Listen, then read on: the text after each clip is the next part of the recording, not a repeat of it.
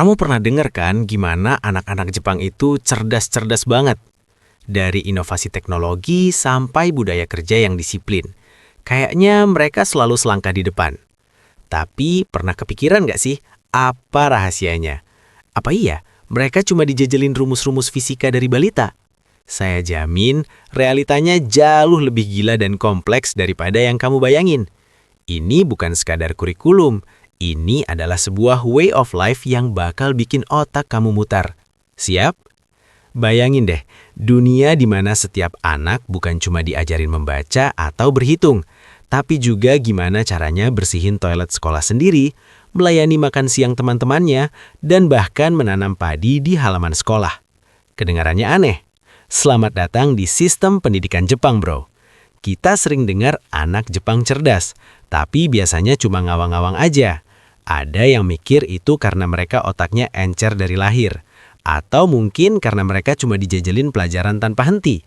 Tapi sebenarnya, sistem ini adalah mesin kompleks yang dirancang untuk menghasilkan individu yang, kalau pakai istilah kamu, cerdas melintir. Bukan cuma IQ tinggi, tapi juga punya integritas moral, disiplin baja, dan jiwa kolektif yang kuat. Mirip kasus true crime yang kamu suka dengar. Ada banyak lapisan di balik kesempurnaan ini. Dari TK sampai universitas, setiap fase dirancang dengan presisi militer, tapi juga disisipkan filosofi budaya yang dalam. Jadi, yuk kita bongkar satu persatu TKP pendidikan mereka dari sudut pandang yang mungkin belum pernah kamu dengar. Oke, mari kita mulai dari awal banget, pas anak-anak Jepang masih bau kencur. Kamu kira mereka langsung digeber belajar huruf kanji dan kalkulus? Salah besar.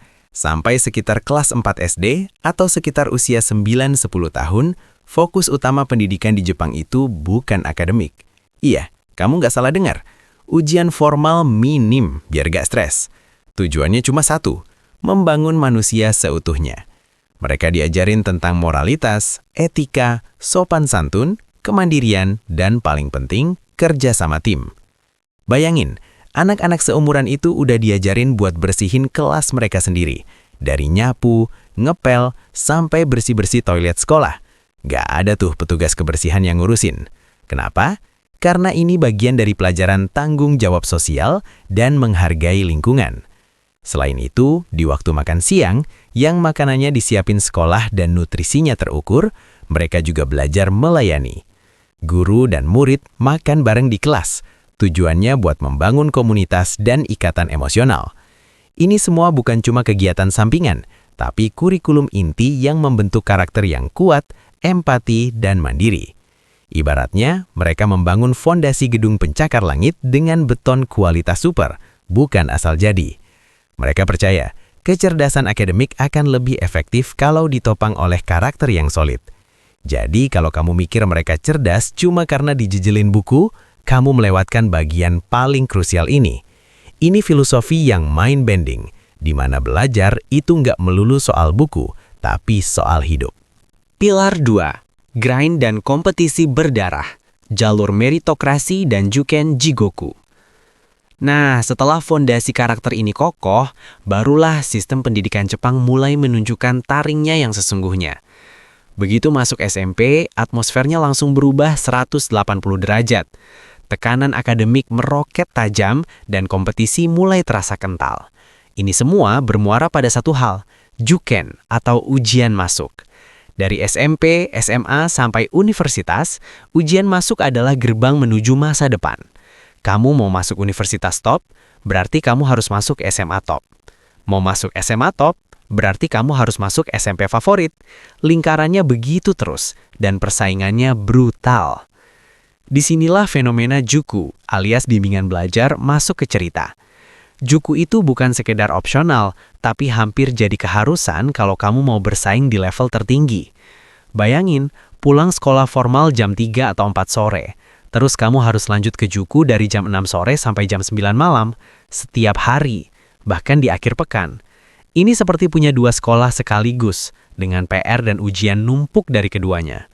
Jumlah Juku di Jepang itu lebih banyak dari jumlah restoran ramen. Ini menunjukkan betapa masifnya industri ini dan betapa besarnya tuntutan akademik. Sistem ini sering disebut Juken Jigoku atau neraka ujian, memang menuntut pengorbanan luar biasa. Tapi ada filosofi di baliknya, meritokrasi. Mereka percaya bahwa siapapun yang bekerja paling keras dan paling cerdas, pantas mendapatkan tempat terbaik. Ini bukan cuma soal pintar, tapi soal gambaru, semangat untuk melakukan yang terbaik dan tidak menyerah, dan gaman, kemampuan untuk menahan diri dan bersabar. Gak sedikit siswa yang setelah lulus SMA, gak langsung kuliah. Mereka jadi ronin, bukan samurai tanpa tuan ya, tapi siswa yang memilih menunda kuliah setahun penuh, cuma fokus belajar lagi dari pagi sampai malam demi masuk universitas impian. Ini bukan karena mereka bodoh, tapi karena standar dan persaingan yang gila-gilaan. Ada yang bilang ini berlebihan, tapi nggak bisa dipungkiri. Mental baja inilah yang mungkin menghasilkan para inovator dan insinyur kelas dunia yang kita kenal dari Jepang. Mereka cerdas melintir karena ditempa di neraka itu. Tapi pilar 3, harga yang harus dibayar, bayang-bayang di balik kecemerlangan. Tapi seperti setiap sistem yang sempurna, ada bayangan gelap yang mengintai. Semua tekanan, kompetisi, dan ekspektasi yang tinggi ini datang dengan harga yang mahal. Kesehatan mental siswa seringkali jadi taruhannya. Tingkat stres, kecemasan, dan depresi di kalangan pelajar Jepang itu tinggi banget. Bayangin aja, dari kecil kamu udah diajarin tentang harmoni kelompok dan jangan menonjol. Lalu kamu masuk ke sistem yang kompetitif, di mana kamu harus berjuang keras, tapi tetap tidak boleh terlalu menonjol atau mengecewakan kelompok. Kontradiksi ini bisa sangat membebani. Fenomena ijime atau bullying di sekolah juga sering terjadi, kadang dengan konsekuensi fatal, karena tekanan untuk confirm dan stigma kegagalan bisa sangat berat. Dan yang paling bikin kita mikir adalah fenomena hikikomori. Ini adalah orang-orang yang menarik diri sepenuhnya dari kehidupan sosial, mengurung diri di kamar selama berbulan-bulan, bahkan bertahun-tahun. Jumlahnya di Jepang mencapai jutaan, lebih besar dari populasi beberapa negara kecil di Eropa. Salah satu akar masalahnya sering dikaitkan dengan kegagalan memenuhi ekspektasi akademik atau sosial di masa sekolah, membuat mereka merasa tidak berharga di masyarakat yang sangat menilai kesuksesan. Jadi, ketika kita melihat kecerdasan dan kedisiplinan anak-anak Jepang, penting juga buat kita melihat sisi lainnya. Sistem ini memang menghasilkan individu yang luar biasa kompeten, tapi di saat yang sama, ia juga menciptakan lingkungan yang bisa sangat brutal bagi sebagian orang. Ini seperti pisau bermata dua. Di satu sisi, ia mengasah potensi. Di sisi lain, ia bisa melukai. Jadi, balik ke pertanyaan awal. Apa rahasia di balik sistem pendidikan Jepang yang bikin anak-anaknya cerdas melintir?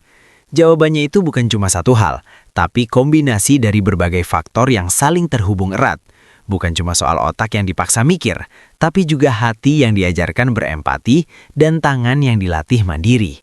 Dari balita sampai dewasa muda, mereka melewati sebuah ritual transisi yang membentuk mereka secara holistik. Pada intinya, sistem ini menciptakan lingkaran umpan balik yang unik. Fondasi moral yang kuat di masa kanak-kanak menciptakan individu yang bertanggung jawab dan disiplin. Karakter ini lalu menjadi modal untuk bertahan di lingkungan akademik yang super kompetitif di fase berikutnya. Dan keberhasilan di fase kompetitif ini, meskipun berat, menghasilkan SDM yang sangat mumpuni, yang kemudian berkontribusi pada kemajuan negara. Tapi kamu bisa lihat sendiri, harga yang dibayar itu nggak main-main.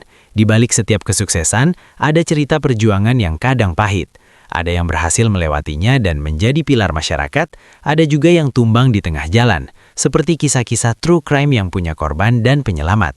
Sistem ini adalah sebuah bukti nyata bahwa kecerdasan itu bukan sekadar nilai di rapor, tapi juga kompleksitas mental, emosional, dan sosial yang dibangun lewat proses panjang dan seringkali menyakitkan. Ini adalah sebuah eksperimen sosial skala besar yang sudah berjalan puluhan tahun. Sebuah mahakarya rekayasa sosial yang berhasil mencetak generasi-generasi inovator, disiplin, dan berkarakter, tapi juga menyisakan jejak luka. Apakah ini sistem yang sempurna? Jelas tidak. Tapi apakah ini efektif dalam mencapai tujuannya? Data dan realitas Jepang berbicara lantang. Ini adalah sistem yang mengajarkan bahwa untuk mencapai puncak kecerdasan, kamu harus siap mendaki gunung yang terjal. Kadang sendirian, kadang bersama, dengan semua bekal dan luka yang kamu bawa. Jadi, setelah kita telusuri TKP pendidikan Jepang ini, apa yang bisa kita ambil? Mungkin bukan tentang meniru bulat-bulat, karena budaya kita beda. Tapi ada pelajaran berharga.